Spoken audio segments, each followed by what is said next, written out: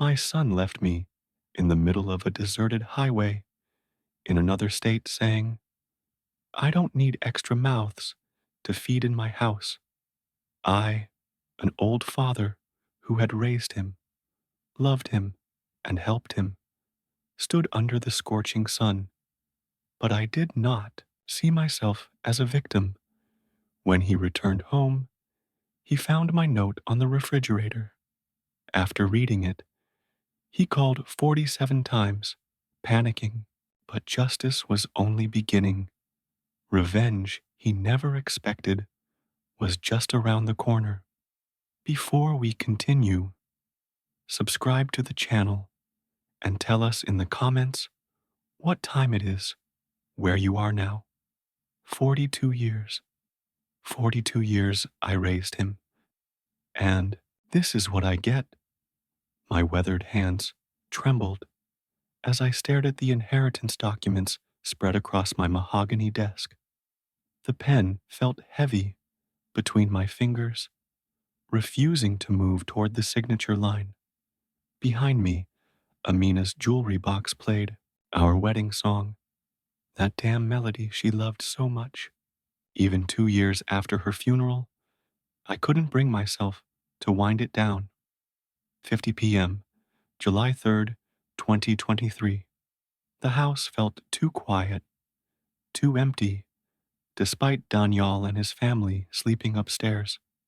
My family, or what was left of it. I picked up Amina's photo from the corner of my desk. Her smile looked back at me, frozen in time from our 40th anniversary dinner. She had worn that blue dress I bought her, the one that matched her eyes. Her voice echoed in my memory, clear as if she were sitting right beside me. Don't let our boy take advantage of your good heart, Samir. People show their true faces when they think nobody is watching. The musty smell of old wood mixed with the faint trace of her perfume that still lingered in this room. I touched the cold metal of her wedding ring on my finger, the ring I'd never taken off since the day she died. Daniel had forgotten my 68th birthday last month. Completely forgotten. When I'd called that evening, he'd laughed it off. Sorry, Dad. Work's been crazy. But I'd seen his calendar on the kitchen counter. Golf tournament that same day. He'd remembered that just fine. And when I'd had chest pains 3 weeks ago, he said, It's probably just indigestion, Dad. You worry too much.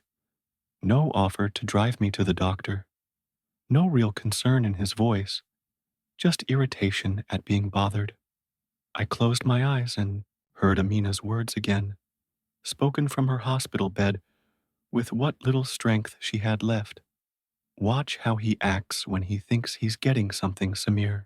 That's when you'll see who he really is. The legal documents rustled as I pushed them aside. My chest felt tight, each breath harder than the last. Through the window, I saw Daniel's BMW in the driveway, the car he somehow afforded while asking me to cover groceries. Maybe it was time to see Daniel's true face. I stood up slowly, joints protesting after hours of sitting. The inheritance papers went back into the desk drawer, unsigned.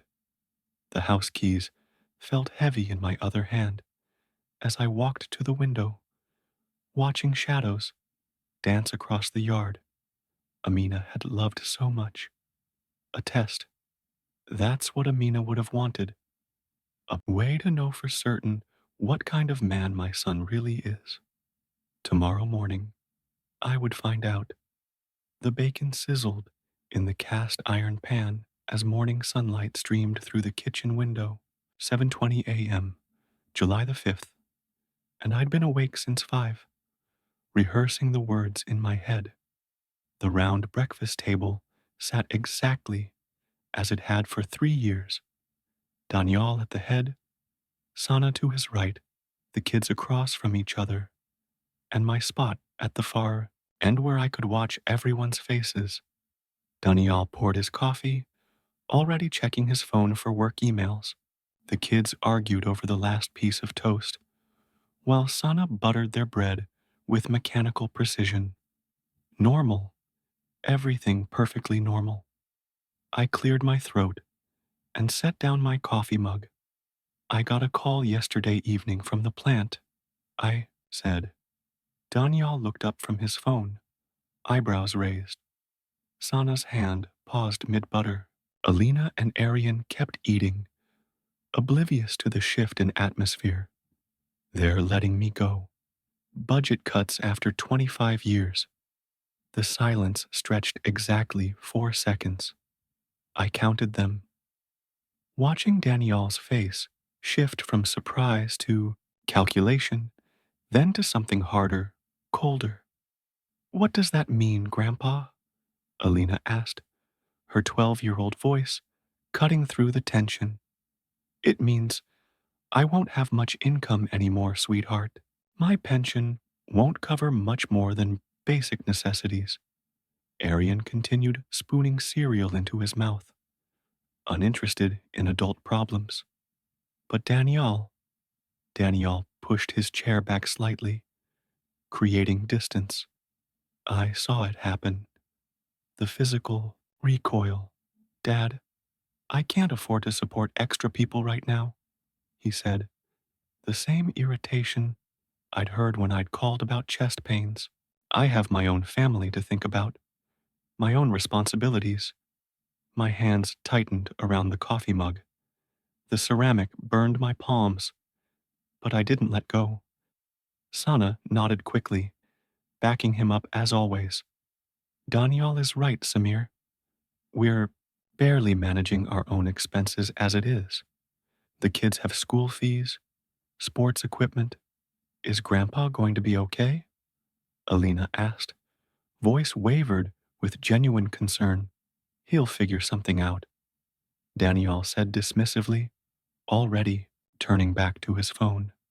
There are programs for seniors, assistance options, programs, assistance options, like I was some stranger off the street instead of the man who'd raised him, fed him, put him through college. The cold calculation in his voice hit harder than Amina's death had. At least with her, I'd known what was coming. This felt like being stabbed by someone I'd trusted completely. Well, I said slowly, pushing back from the table. I need to think about this. You'll land on your feet, Dad, Daniel said, attention back on his emails. You always do. I stood slowly, feeling every one of my 68 years in my bones. The kitchen felt suddenly foreign, despite having eaten here for 3 decades. Even the morning light seemed harsher, showing too much. I think I'll rest for a while. I closed the bedroom door behind me, shoulders sagging under the weight of what had just happened. 7:45 a.m., and the day already felt unbearable. My heart hammered, not from climbing the stairs, but from the cold shock of seeing my son's true nature. The master bedroom looked exactly as it had since Amina died. Her side of the bed untouched, pillow fluffed just as she liked, vanity holding the same perfume, bottles, the same hairbrush, with strands of gray hair still tangled. Her wedding ring dish sat empty. I wore her ring now, along with my own. 3 years. 3 years I'd been telling myself it was temporary. I walked to the dresser and picked up our wedding photo. Amina's young face smiled back, radiant in white lace. Next to it, Daniel's graduation picture from 20 years ago. He'd been so proud that day, so grateful. Thanks for everything, Dad. I'll make you proud. The irony burned in my chest. Sank onto the edge of the bed, holding Amina's photo with both hands. Through the window, I saw Daniel's BMW gleaming in the driveway, the car he'd bought 6 months after moving in temporarily. When had I stopped questioning that? The move in conversation played in my memory like a broken record. 3 years ago, right here in this house, Daniel had stood in our kitchen, Sana beside him, both looking desperate and grateful. Just until we get back on our feet, Dad. 6 months tops. We'll contribute what we can for utilities and groceries, Daniel said. And me, foolish and lonely after Amina's first heart attack, I swallowed my pride. Take all the time you need. Amina always wanted a full house, I whispered to myself. But Amina had seen through it long before I did. I remembered her sitting right here on this bed 2.5 years ago, worry creasing her forehead. They're getting too comfortable, Samir. When did you last see Daniel look for houses? He's working hard, Amina.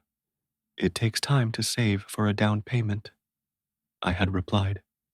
She'd touched my hand, fingers still warm despite the illness. People show their true faces when they think nobody's watching. Remember that. Dismissed her concerns as sickness talking. But Amina had been watching. She'd seen Daniel's contributions shrink from $205 a month to $51. Then catch up next month when the promotion came through. She'd watched him buy the BMW while claiming he couldn't afford groceries. She'd noticed Sana's expensive shopping trips while pleading poverty. When had I become the burden in my own house? Utilities had tripled. Grocery bills doubled. Wear and tear on everything from the washing machine to the water heater, and me making excuses for them. Why they couldn't contribute more. Why they couldn't find their own place. Why everything was always my responsibility. I pressed Amina's photo against my chest, wishing I could ask her forgiveness for being so blind. Downstairs, muffled voices drifted up, the low, urgent tones of Daniel and Sana. I stood, curiosity overcoming exhaustion, and moved toward the door to listen. Their conversation cut through my grief like a knife. 9:30 p.m., and they were having one of their kitchen conferences, the kind they thought I couldn't hear. The bedroom door creaked as I opened it slowly, protesting like thunder. I paused, listening. Their voices were urgent, controlled. They didn't want the children to hear. The hallway stretched before me, dimly lit by streetlight through the window. Each step down the stairs required precision. I knew which boards creaked and which stayed silent. 30 years in this house, every sound mapped in my memory. At the bottom of the staircase, the kitchen doorway glowed with warm light. The dishwasher hummed, masking their words perfectly. I pressed myself against the wall, straining to hear. This trip idea is perfect, Daniel said, his calculating tone sharp. We'll drive through the desert areas in New Mexico. Lots of empty space. Out there. My heart pounded. I fumbled for my phone, nearly dropping it. The screen lit up. 67% battery. My thick fingers struggled, but I started recording video. Sealing first, just in case. And if something happens to him out there. Sana's voice was cold, matter of fact. Old people get confused. Heat, exhaustion, dehydration. It happens all the time. I switched to voice recording, just in time to catch Daniel responding. Exactly. We'll search for a while, call the authorities. play the worried family. He just walked away from our campsite. We looked everywhere. The phone trembled in my grip. 3 years of generosity, 3 years of open doors and shared meals. And this was their gratitude. Without me, the house becomes ours automatically. Sana continued, we can finally stop pretending to care about his stories, his needs, his constant presence. 3 years of playing the grateful son. Danielle agreed, voice cold. I'm done with it. This inheritance thing pushed me over the edge. I can't keep supporting dead weight. Cold sweat broke across my forehead, despite the summer heat. Legs weak, but I kept the phone steady, recording every poisonous word. Amina's voice echoed in my mind. People show their true faces when they think nobody's watching. The beauty is, it solves everything, Sana said. No more grocery bills, utility costs, medical expenses. Just us and our real family. A house we can finally sell. Danielle added, clear our debts, start fresh somewhere else. I'd heard enough, more than enough. 3 minutes and 47 seconds of recording. Enough to destroy them both. Quietly, I returned to my bedroom, gripping the handrail for support. Back on the edge of my bed, I stared at the phone screen. The files sat there like loaded weapons, waiting, but not yet. They wanted to play games with an old man's life. Well, Amina, looks like you were right about people showing their true faces. Morning came. Steam rose from my coffee as I stirred slowly. 7:30 a.m., July 6th. I had spent a sleepless night planning every detail of my response. The kitchen felt different, not like home, but like a stage. Danielle kept glancing at Sana, seeking encouragement for whatever script they'd rehearsed. She nodded, smiled at the right moments, playing the supportive wife.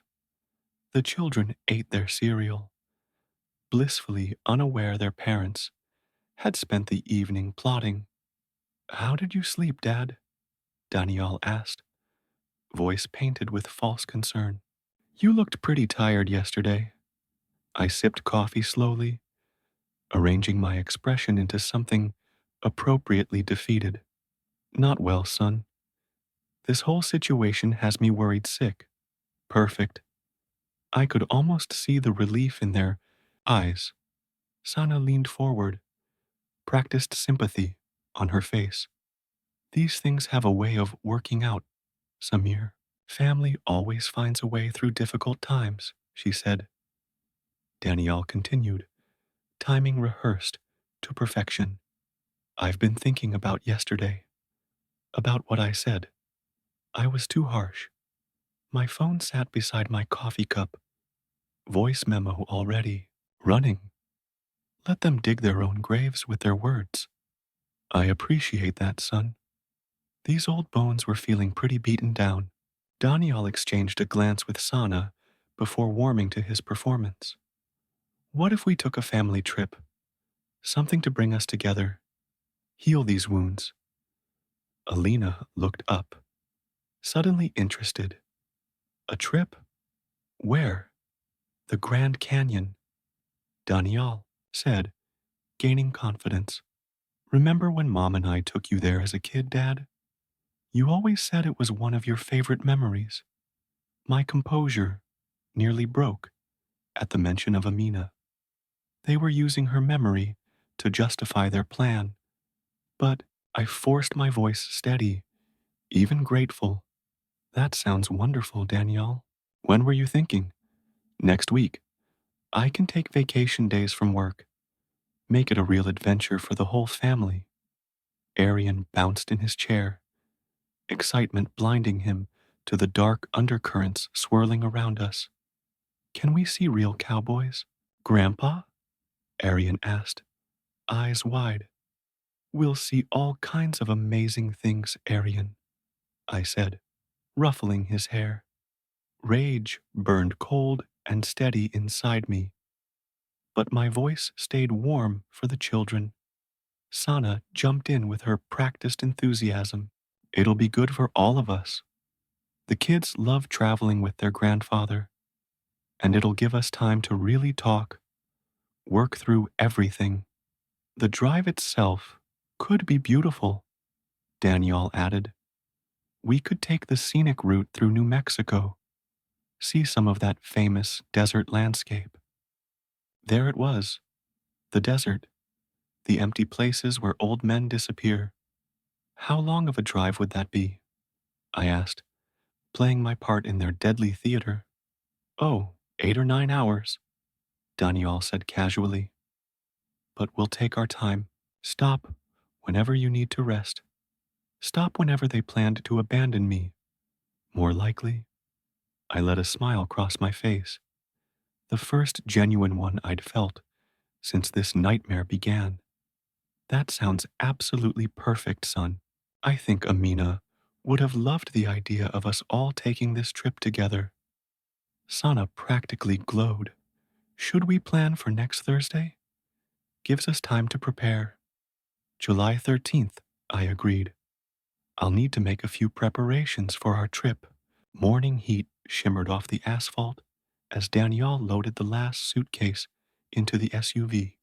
6:45 a.m., July 13th. The organized chaos of family departure masked the deadly game we were all playing. Alina and Arian darted between house and car, clutching forgotten tablets and favorite stuffed animals. The past week had been a masterpiece of preparation. While Danielle researched desert routes and Santa planned meal stops, I'd been conducting my own research. Jack Moreland, a truck driver I'd contacted through online forums, would be at the Desert Oasis station outside Albuquerque. My survival supplies were packed beneath layers of clothes in my duffel bag. Most importantly, my insurance policy waited safely at home. Alina, Arian, tablets for the drive? Sana called, checking her mental list. Got them, Mom. Alina waved. Arian wrestled with his backpack zipper. Dad, sure you have everything? It's a long trip, and we won't be stopping much once we hit the desert. Daniel wiped sweat from his forehead. Despite the early hour, I patted my shirt pocket theatrically. Just need to grab my reading glasses. Won't be a minute. Inside the kitchen, empty and waiting, I placed the note I'd written and rewritten a dozen times behind the refrigerator, held by Amina's favorite flower magnet. I overheard your conversation on July 5th about solving the dad problem during this trip. Every word is recorded on my phone and backed up. If I don't return home safely within 24 hours, my lawyer receives copies along with instructions to contact authorities. I know about your debts, Danielle, and your motives. Choose wisely. Dad perfect placement. They'd find it when they returned to pack my belongings, probably within hours of abandoning me. Maximum panic guaranteed. Are we really going to see the Grand Canyon, Grandpa? Arian asked as I climbed into the back seat behind the children. We're going to see some amazing sights, Arian, I said, voice light. The SUV smelled of new leather and Sana's vanilla air freshener. Danielle adjusted mirrors, checked the GPS. 8 hours and 37 minutes to our destination. Fuel full. They'd thought of everything for their perfect crime. Everyone comfortable? Danielle asked, forced cheer in his voice. Ready for our adventure? Sana added, spinning to smile at the kids. I settled back, feeling the hidden water bottles and energy bars beside me, my phone fully charged, backup battery in my jacket. Jack Morland's contact memorized and written on paper in my wallet. The SUV pulled away. I took one last look at the house Amina and I had called home for 40 years. In a few hours, Daniel and Sana would execute their plan, but they had no idea the victim had become the hunter. Highway stretched ahead, desert heat shimmering in the distance. Classic rock hummed from the radio as farmland gave way to brown scrub brush. 12:30 in the afternoon. 5.5 hours driving through Missouri, across Oklahoma, and now into New Mexico's endless expanse. Air conditioning strained against the rising heat. Grandpa, tell us about when you built that treehouse for Dad. Arian bounced in his middle seat. Tablet forgotten. I smiled, watching Danielle in the rearview mirror. Your father was about your age, always wanting to climb higher than was safe. We spent 3 weekends on that project. Dad was good with tools? Alina asked, genuinely surprised. The best little helper I ever had, I said, remembering grease-stained hands and eager questions. He could hand me the right tool before I even asked. Danielle shifted uncomfortably. That was a long time ago, Dad. For hours, the pattern repeated. Genuine family memories, children's laughter, Danielle playing the devoted son. You comfortable back there? Need me to adjust the air every 15 minutes? Some small gesture of care. Maybe I'd been wrong. Maybe yesterday was stress talking, paranoia. But then I caught those quick glances between Danielle and Sana. The way she obsessively checked the GPS, made notes on a pad, the tension building in Danielle's shoulders as the landscape grew desolate. Are we almost there? Alina whined. Just a few more hours, sweetie, Sana said, tight with false cheer. Grandpa's treat, remember? Through the window, mile markers flashed. The interstate gave way to Route 66, civilization thinning. Gas stations appeared every 30 miles. The kids quieted, worn down by heat and travel. Phone showed no signal. We were entering the dead zone I had researched, where help was hours away. This country sure is empty, I observed casually. That's the beauty of it, Danielle replied. Pure wilderness. A man could disappear out here and never be found. Ice water hit my veins. All doubts evaporated. Sana shot Danielle a sharp look, but the damage was done. I caught his eyes in the mirror, a predator calculating, measuring his prey. Mile marker 248 appeared. I really need to use the restroom, I said, steady despite my racing heart. Can't wait anymore. Of course, Dad, Danielle said, pulling to the shoulder with practiced ease. Take your time. I climbed out into the blazing heat. Sweat beaded immediately on my forehead. The children argued quietly inside the SUV, oblivious. Danielle stepped out too, ostensibly to stretch, but stayed near the driver's door, engine running. For this trip, son, I said, looking him directly in the eye. It means everything to an old man. Something flickered across Danielle's face. Guilt? Impatience? Hard to tell. Nothing personal, Dad, he said quietly. Just business. The engine roared. Gravel sprayed from the tires. Alina and Arian pressed their faces against the back window, confusion melting into tears as they watched me standing alone on the empty highway. The SUV disappeared into the heat shimmer, leaving only silence and the merciless afternoon sun. Well, Amina, Time to see if your old husband learned your lessons about preparation. Heat radiated from the asphalt in visible waves as I surveyed the empty highway. 1:20 p.m., temperature climbing toward its peak. Sweat darkened my shirt, but my breathing stayed controlled, methodical. 40 years on factory floors had taught me endurance in extreme conditions. First things first, the phone. No signal bars. 89% battery. Plenty for what I needed. My research had been accurate. This stretch of Route 66 was a dead zone. Next, visual survey. Mesa formations rose like ancient monuments. Sparse scrub brush offered minimal shade. No buildings visible in any direction. Traffic, maybe one vehicle every 20 minutes. Perfect place for a murder. If you didn't know your victim had spent a week preparing, I unbuttoned my coat, reaching into the specially sewn inner pockets. Two 16-oz water bottles, still cool from the car's AC, 4 energy bars, and a small bag of trail mix in my pants pockets.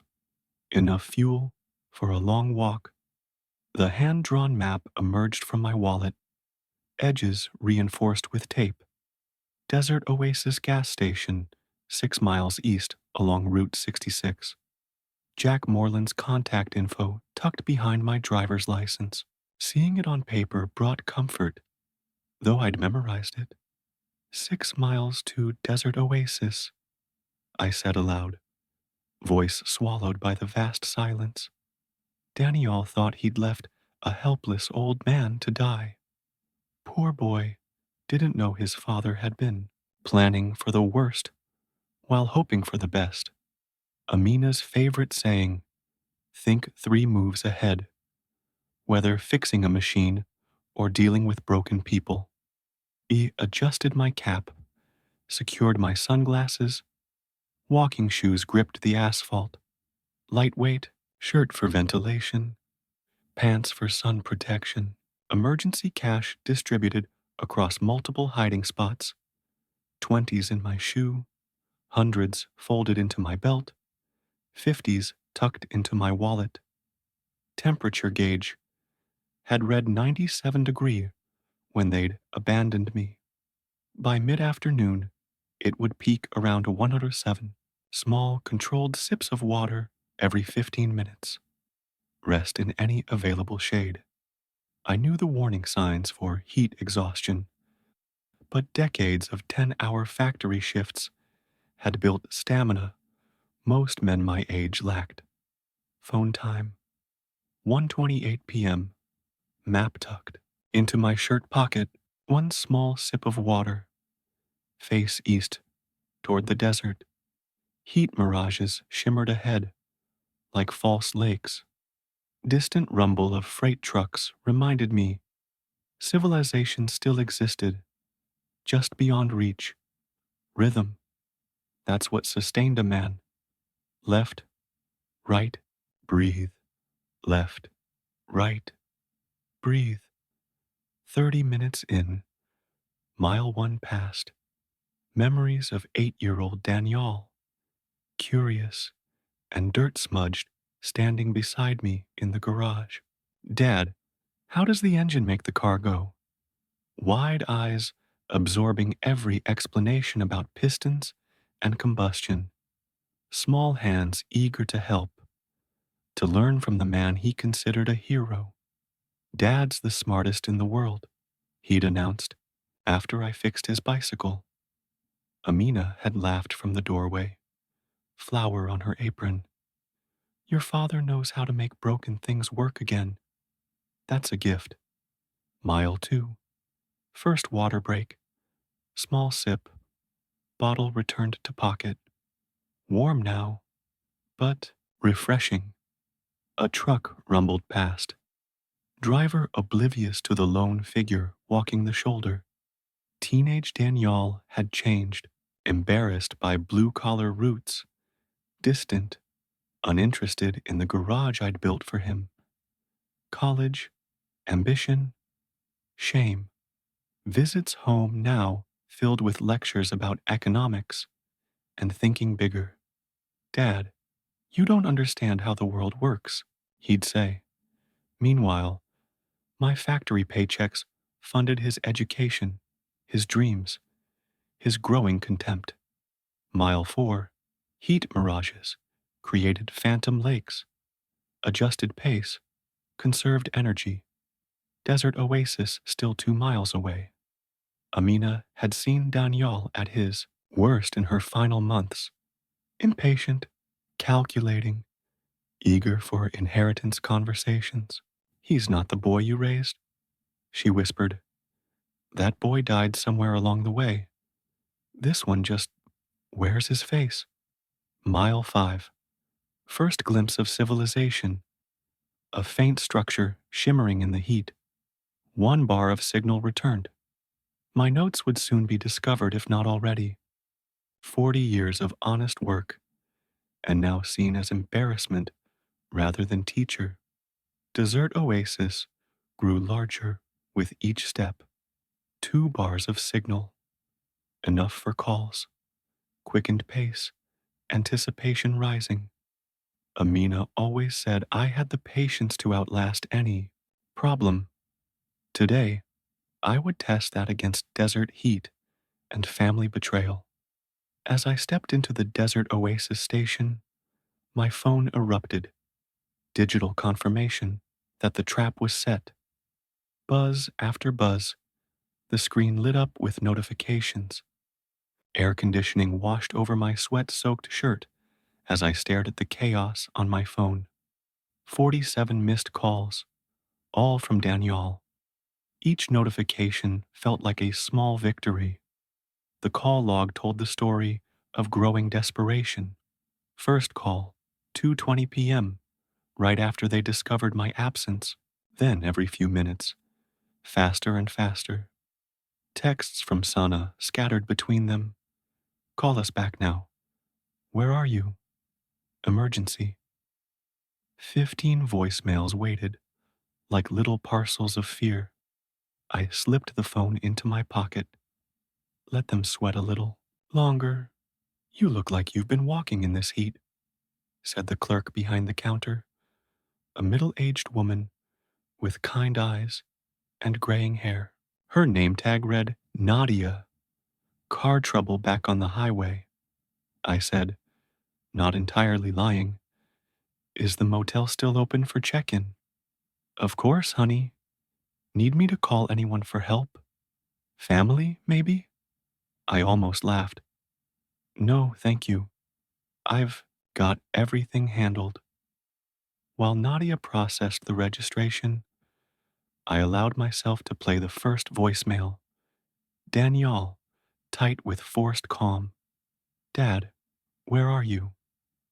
We stopped for gas, and when we came back, you weren't there. We're searching the area. Please call us back. By voicemail 15, cracks showed. Please, Dad, just call us back. We're worried sick. Where could you have gone?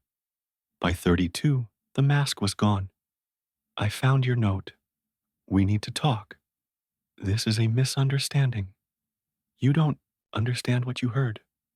The note itself, my insurance policy, written in careful block letters, hidden behind Amina's flower magnet where they'd find it while packing my things. I overheard your conversation on July 5th about solving the us dad problem during this trip. Every word is recorded on my phone and backed up. If I don't return safely within 24 hours, my lawyer receives copies along with instructions to contact authorities. I know about your debts, Daniel, and your motives. Choose wisely, Dad. Hours of crafting, precise enough to frighten, vague enough to maintain my advantage. Nadia handed me the key. Room 7, just down the walkway. Ice machines at the end, diner next door. I stocked up on cold water, electrolyte drinks, and a clean shirt. Phone buzzed again. Call 48. Ignored, with growing satisfaction. The room was basic, but clean. Heaven after a desert march. I plugged in the phone and watched it buzz with call 49. Outside, I could see the truck parking area where Jack Morland would arrive tomorrow morning. 47 calls in 2.5 hours. Amina would have been proud of my arithmetic and my planning. 30 a.m., July 13th, right on schedule. A blue, Peterbilt semi rolled into the desert oasis lot. Air brakes hissed as Jack Morland brought the rig to a smooth stop. I'd slept better than weeks. Funny how peace of mind worked. Mike climbed down.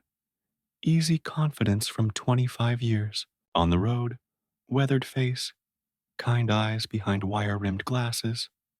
Right on time, he said, entering the cafe. Hope you got some rest after your ordeal.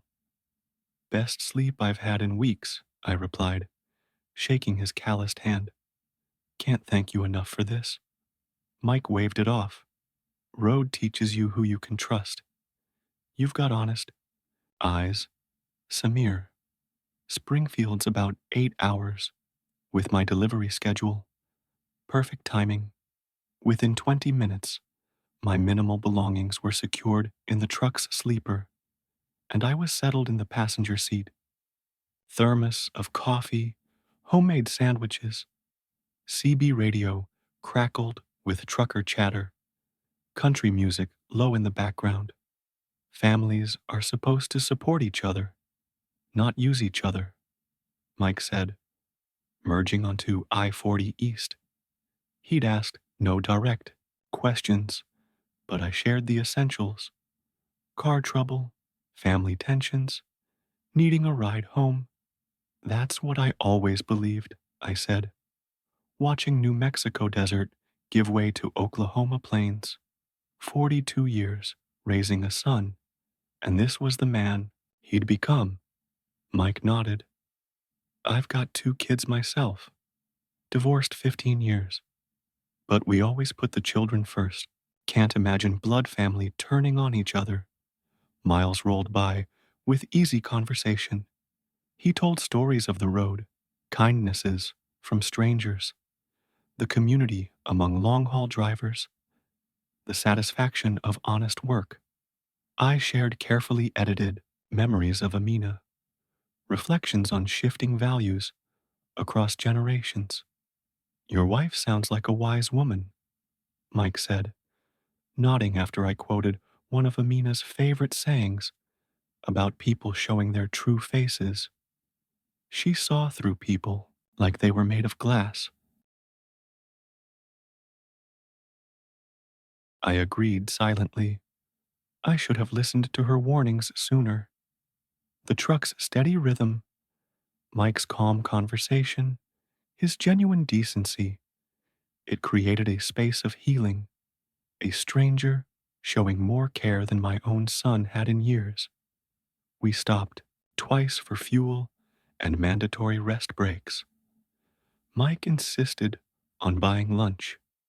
You'll do the same for someone else someday, he said simply.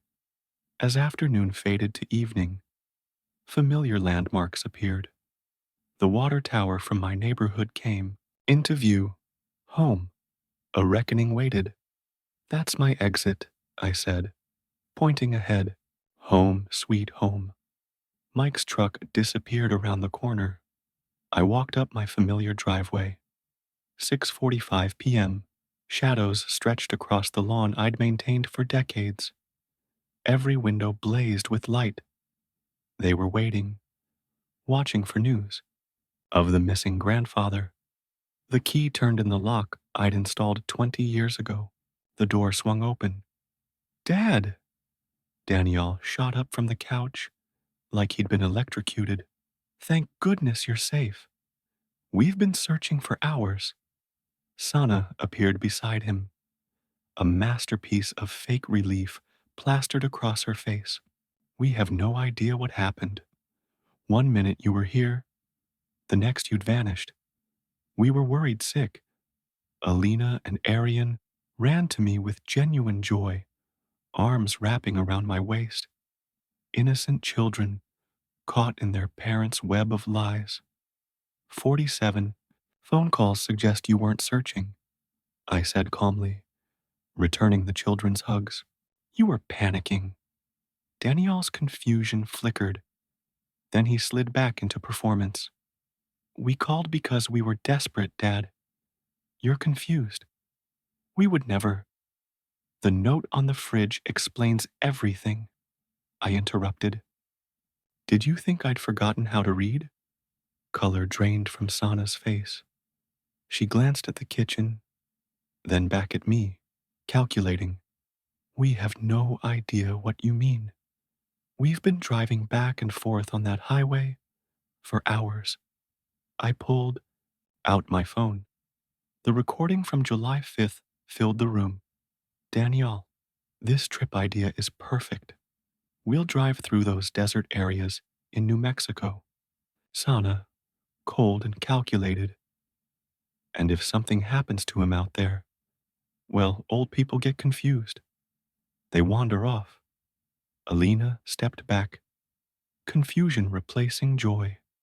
Arian looked between his parents and me, sensing tension beyond his understanding. I have recordings, Danielle. Your voices, your plan, your greed.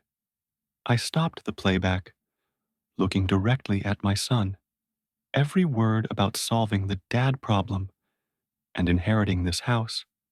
Daniel made a last-ditch attempt. Dad, family forgives. We can work through this. Think about Alina and Arian. They need their grandfather.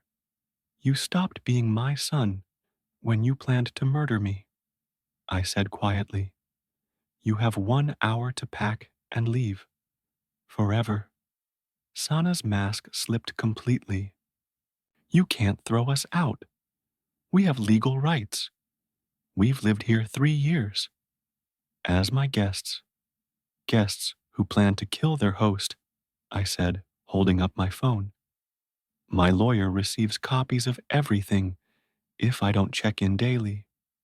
Try to harass me, and you'll see how seriously the authorities treat elder abuse and attempted murder. The next hour passed in frantic packing and muffled arguments. Alina cried softly while helping gather her belongings. I knelt beside her and Arian. You can visit when you're older, I told them gently. This is about choices your parents made, not about you. Car doors slammed. Engines started. Tail lights disappeared into the Springfield twilight. Stood alone in my kitchen, looking at the empty refrigerator where my warning note had hung. Amina's favorite mug sat on the counter, waiting for evening tea. I filled it with hot water and sat at our table for 2. Now, set for 1. Tomorrow, I'd call the lawyer. Some lessons need to stick.